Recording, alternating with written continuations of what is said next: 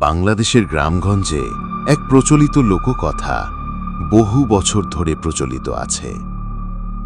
গর্ভবতী নারীরা যেন সন্ধ্যার পর একা বের না হয়, আর বাহিরে গেলেও তার সাথে যেন রসুন, লোহা আর ম্যাচ থাকতে হবে, না হলে বদনজর বা জিনপরির আসর পড়তে পারে।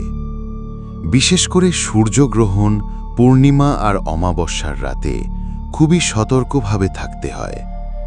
কেউ বলে এটা নিছক কুসংস্কার, আবার কেউ বলে এই সতর্কতা বার্তাগুলো না মানার খেসারত দিতে হয়েছে অনেক পরিবারকে।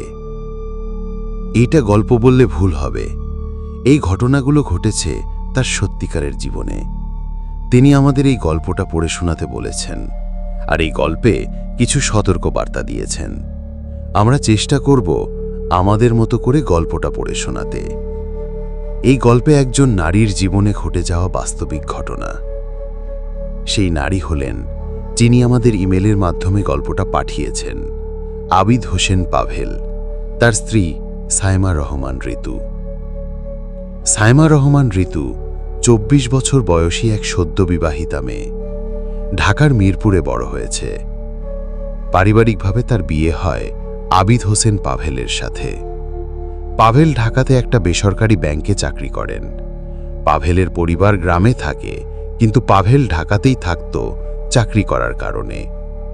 বিয়ের কিছুদিন পর ঢাকা থেকে পাভেল ঋতুকে দিয়ে চলে আসে আবিদের পৈতৃক বাড়িতে, কুমিল্লার এক পুরনো গ্রামে, সদরপুর। এখানে বড় এক ভিটে বাড়ি, চারপাশে বিশাল গাছ, পুকুর আর বটগাছের ছায়ায় ঢাকা উঠান। এখানে শুধু আবিদের মা থাকেন। তার বাবা মারা যায় 2020 সালে করোনায় আক্রান্ত হয়ে।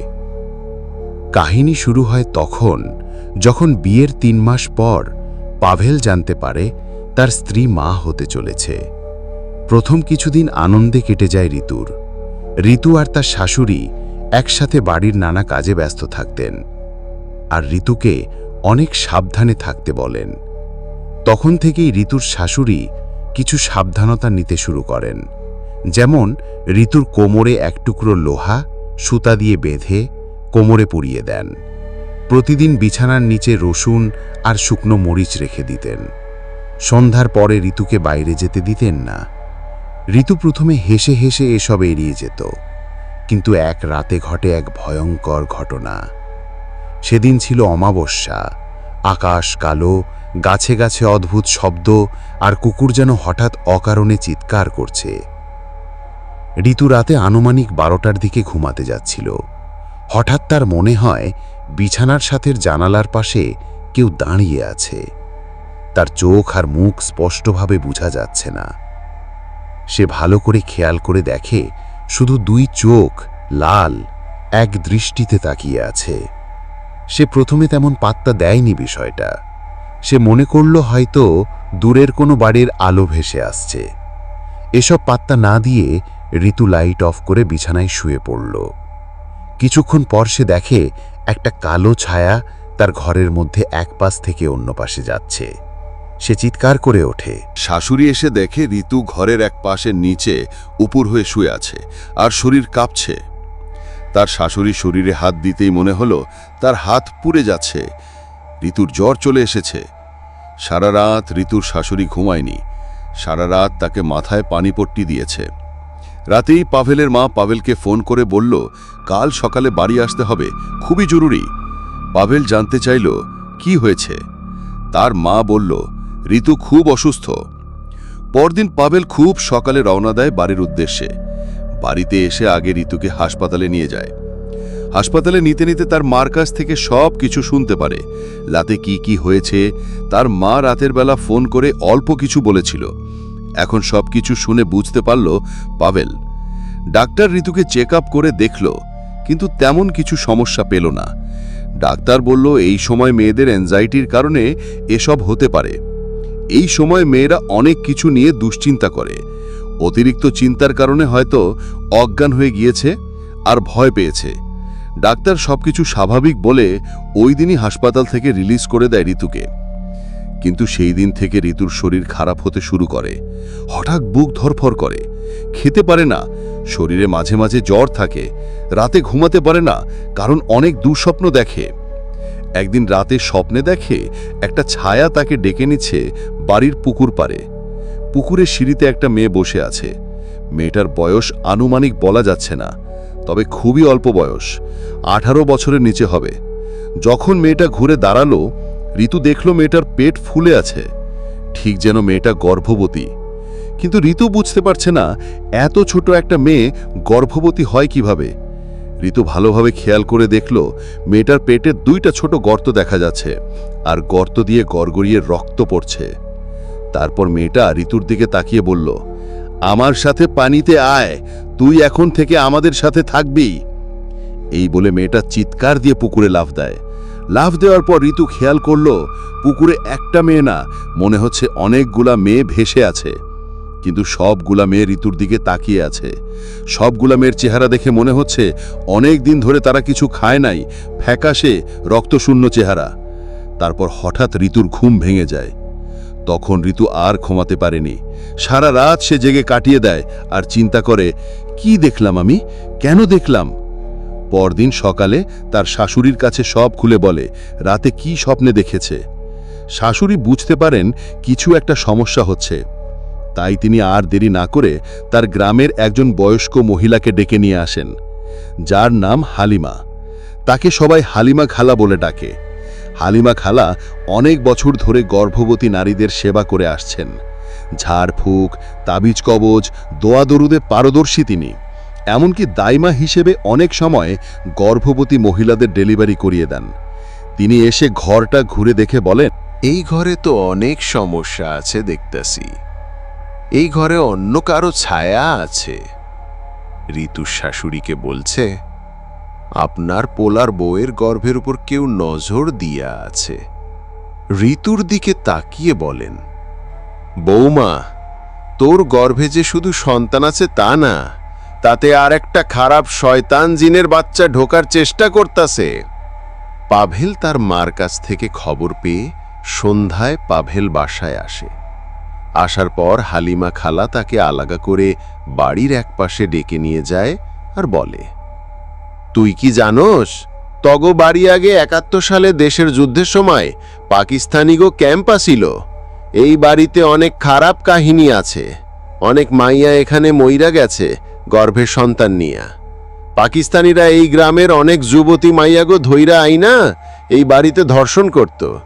যখন যেই মাইয়ারা ধর্ষণের কারণে গর্ভবতী হইয়া যাইত, তখন পাকিস্তানি বাহিনীরা ওই মাইয়াগো এই বাড়ির পুকুর পাড়ে আইনা পুকুরের পানিতে ডুবাইয়া আর পেডে লাত্তি দিয়া মারত, আর নাইলে গুলি কইরা মারত। যুদ্ধ শেষ হওয়ার পরে তো এই বাড়িতে কেউ থাকতে পারে নাই। যারাই থাকে তারাই নাকি এখানে এইসব খারাপ কিছু ঘুরতে দেখত। হুনসি গর্ভবতী মাইয়াগোর দিকে এইসব খারাপ কিছুর নজর বেশি থাকে। এই বাড়িতে যেই মাইয়াগো এই জায়গায় যুদ্ধের সময় মারছে, তাগোর আত্মা নাকি এখনো এই বাড়িতে ঘোরাঘুরি করে। তোর বাপেরে না করছিল তোর খালু, আমার জামাই, এই বাড়িতে না আসতে। তোর বাপে তখন এই কথা শুইনা নাই। তারপর বলল, তোরা এই বাড়ি ছেড়ে শহরে চলে যা। এই বলে হালিমা খালা চলে গেল। এসব পাভেল বিশ্বাস করতে চায় না, কিন্তু ঋতুর রাতের বেলার কান্না, পাগলের মতো আচরণ, শরীরে আঁচড়, হালকা নীলচে দাগ, সবকিছু দেখে পাভেল বুঝতে পারে এটা স্বাভাবিক কোনো ঘটনা না। সে মনে মনে ভয় পেতে শুরু করে। তখন সে ভালো একজন আলেম হুজুর খুঁজতে থাকেন। তার মা জানতে পেরে পাভেলকে বলেন, আমাদের হাফেজ মাহমুদ আলী হুজুর আছেন পাশের গ্রামে। উনি অনেককে রুকাইয়া করে, ঝাড়ফুঁক করে ভালো করেছেন।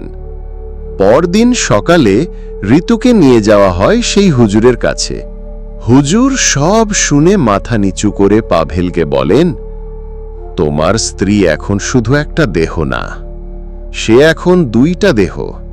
তার গর্ভে একটি শিশু আছে, যাকে হয়তো আল্লাহ কোনো বিশেষ উদ্দেশ্যে পাঠাচ্ছেন। তাই শয়তানরা তাকে আঘাত করতে চায়। আমি কিছু দোয়া তাবিজ দেব, 7 দিন এই দোয়া চালিয়ে যাও। রাতে সূরা বাকারা মোবাইলে জোরে সাউন্ড দিয়ে শুনবে, আয়াতুল কুরসি পড়ে গায়ে ফুঁক দিয়ে ঘুমাবে। পাভেলের স্ত্রী ঋতু কাঁদতে কাঁদতে হুজুরকে বলল, হুজুর, আমি কি আমার সন্তানকে আমার পেটের ভেতরেই হারাতে চাচ্ছি? হুজুর বলেন, না মা, তুমি ভয় পেও না। আল্লাহ চাইলে সব কিছু হয়। তুমি শুধু আল্লাহর উপর ভরসা রাখো, নামাজ পড়বে আর আল্লাহর কাছে ভিক্ষা চাইবে। হুজুরের কাছ থেকে আসার পর 7 দিন পার হয়ে যায়। এর মধ্যেই পরিস্থিতি আরও ভয়ঙ্কর হয়ে ওঠে। একদিন রাত 12টার সময় পাভেলের ঘুম ভেঙে যায় দরজা খোলার শব্দে। চোখ খুলে দেখে ঋতু দরজা খুলে বাহিরে হেঁটে যাচ্ছে। এমনভাবে হেঁটে যাচ্ছে যেন ঋতুর কোনো হুঁশ নেই, তার নিজের উপর কোনো কন্ট্রোল নেই। যেতে যেতে ঋতু মুখে বলছে, আমি তাদের কাছে চলে যাচ্ছি, তারা আমাকে ডাকছে, আমি তাদের সাথে মিশে যেতে চাই। পাভেল ঘুম থেকে উঠেই ছুটে গিয়ে ধরতে গেল ঋতুকে। পাভেল ঋতুর শরীর ধরে কেমন যেন ফিল করল। ঋতুর শরীর কেমন যেন বরফের চেয়েও ঠান্ডা হয়ে আছে। তখন ঋতু হঠাৎ এমন এক কণ্ঠে কথা বলে ওঠে, যার ঋতুর গলা মনে হচ্ছে না। কেমন যেন ভাঙা ভাঙা, খুব ভারী গলা। মনে হচ্ছে একসাথে অনেক মানুষ কথা বললে যেমন শব্দ, খুব ভারী শব্দের মতো। পাভেল অনেক কষ্ট করে ঋতুকে ঘরে নিয়ে এসে দরজা লাগাই দেয়। সেই রাতটা অনেক কষ্ট করে পার করে পাভেল। পরদিন ভোর সকালে পাভেল সেই হাফেজ মাহমুদ হুজুরকে ডেকে সাথে করে নিয়ে আসে। বাড়িতে ঢোকার সময় হুজুর খেয়াল করেন তার শরীরটা কেমন জানি ভারী ভারী হয়ে গেল। হুজুর আন্দাজ করতে পারেন এই বাড়িতে অনেক বড় সমস্যা আছে। তারপর তিনি পুরো বাড়িটা ভালো করে দেখতে শুরু করেন, পর্যবেক্ষণ করতে থাকেন, বিশেষ করে পুকুর পাড়ের দিকে। তারপর ঋতু যেই ঘরে থাকে সেই ঘরে প্রবেশ করেন, শুরু করেন দোয়া পড়া, সাথে রুকাইয়াও শুরু করেন। ঋতু তখন একেবারে অজ্ঞান হয়ে আছে। হুজুর প্রায় 3 ঘন্টা ঘরের মধ্যে রুকায়া করেন। সব কাজ কমপ্লিট করে হুজুর পাভেলকে ওই হালিমা খালার মতোই একই কথা বলেন। এই বাড়িতে অনেক মানুষ মারা গিয়েছে অস্বাভাবিকভাবে, মানে তাদেরকে মারা হয়েছে, বিশেষ করে মহিলাদের ধর্ষণ করে মেরে ফেলা হয়েছে। তখন পাভেল বুঝতে পারে হালিমা খালার কথাগুলো আসলেই সত্যি। তখন হুজুরকেই বাড়ির যে ঘটনাগুলো সব খুলে বলে। পাভেলের মা এসব শুনে বলে, হ্যাঁ, এই কথাগুলো সত্যি।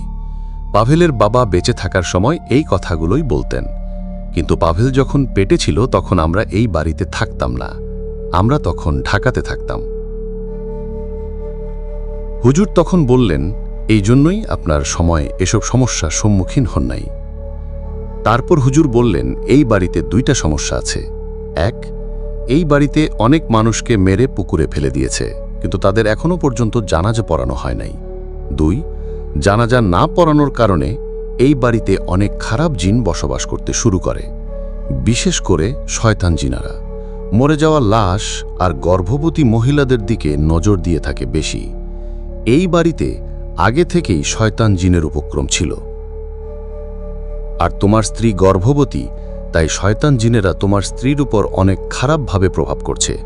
তারা চাইছে তোমার স্ত্রীকে পুকুর পাড়ে নিয়ে গিয়ে হত্যা করতে। তখন পাভেল বলল, এখন উপায় কি হুজুর?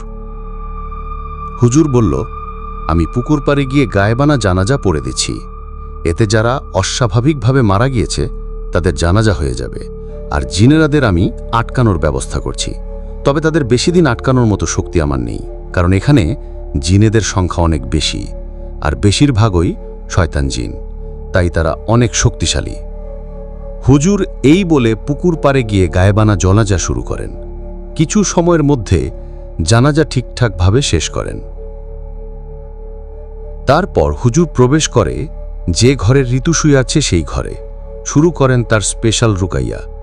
ঠিক তখনই ঋতুর তীব্র চিৎকার শুরু করে। চিৎকারের আওয়াজে ঘর বাড়ি কেঁপে ওঠে, ঘরের বাতাস ভারী হয়ে যায়। কিন্তু হুজুর তখন পড়তে থাকেন পবিত্র কোরআনের বাণী, তিলাওয়াত করতে থাকেন কোরআনের আয়াতগুলো। কিছুক্ষণ পর হঠাৎ ঋতু কেঁদে ওঠে আর বলতে থাকে, আমার পেট কেমন জানি করছে, পেটের বাচ্চাটা পেটের মধ্যে লাথি দিচ্ছে, খুব কষ্ট হচ্ছে আমার। তখনই হুজুর চিৎকার করে জোরে জোরে বলতে থাকেন, বাচ্চা আল্লাহর হেফাজতে আছে, শয়তান হেরে গেছে, শয়তান ওর শরীর থেকে চলে গিয়েছে। ঋতু চিৎকার করতে করতে একসময় তার শরীর নিস্তেজ হয়ে যায়। কিছুক্ষণের মধ্যে ঋতু ঘুমিয়ে পড়ে। হুজুর বলল, আমার কাজ শেষ। হুজুর চলে যাওয়ার সময় পাভেল কি বলে যায়, যত তাড়াতাড়ি পারো এই বাড়ি থেকে অনেক দূরে চলে যাও। তোমার স্ত্রী আর পেটের বাচ্চা আল্লাহর রহমতে এখন নিরাপদে আছে। তুমি তাদেরকে ভালো রাখতে চাইলে খুব শীঘ্রই এই বাড়ি ছেড়ে চলে যাও। এই কথা বলে হুজুর বিদায় নিয়ে চলে গেল। সেই রাতের পর থেকে পাভেলের স্ত্রী ঋতু আর কখনো কোনো ছায়া দেখেনি। আর কোনো সমস্যা হয়নি। তার শরীর আবার শক্ত হতে শুরু করে। 1 সপ্তাহ পরে তারা ঢাকায় চলে যায়। একটা বাসা ভাড়া নিয়ে তারা থাকতে শুরু করে। ঢাকায় গিয়ে নিয়মিত চেকআপ শুরু হয় ঋতুর। 9 মাস পরে রাজধানীর এক বেসরকারি হাসপাতালে সে জন্ম দেয় এক ফুটফুটে কন্যা সন্তানের। যখন তাদের কন্যা সন্তান জন্মগ্রহণ করে, ওই হাসপাতালের নার্সরা এসে ঋতুকে বলে, ম্যাডাম, আপনার মেয়ে খুব শান্ত। কোনো বাচ্চা জন্ম হওয়ার পর এত কম কাঁদে না। এটা খুবই আশ্চর্য হওয়ার মতো। তার চোখে কি সুন্দর আলোর মতো ঝকঝক করছে। ঋতু তার সদ্য জন্ম নেয়া মেয়েকে বুকের মধ্যে নিয়ে বলে, এ শুধু আমার মেয়ে না, এই মেয়ে হলো আল্লাহর পক্ষ থেকে আসা একটা আলো। আমি তার নাম রাখব নূরজাহান।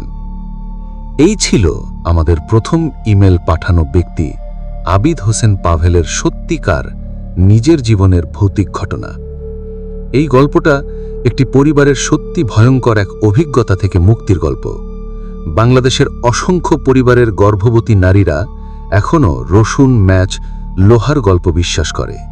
আধুনিক চিকিৎসা যতই হোক, কিছু বিশ্বাস হয়তো কুসংস্কার না, বরং প্রাচীন আত্মরক্ষার উপায়। ঋতুর মতো অনেক নারীর জীবনেও এমন ছায়া নেমে আসে। তবে সাহস, বিশ্বাস আর পাভেলের মতো সঠিক মানুষের সাহায্য থাকলে অন্ধকারেও আলো জ্বলে উঠবে।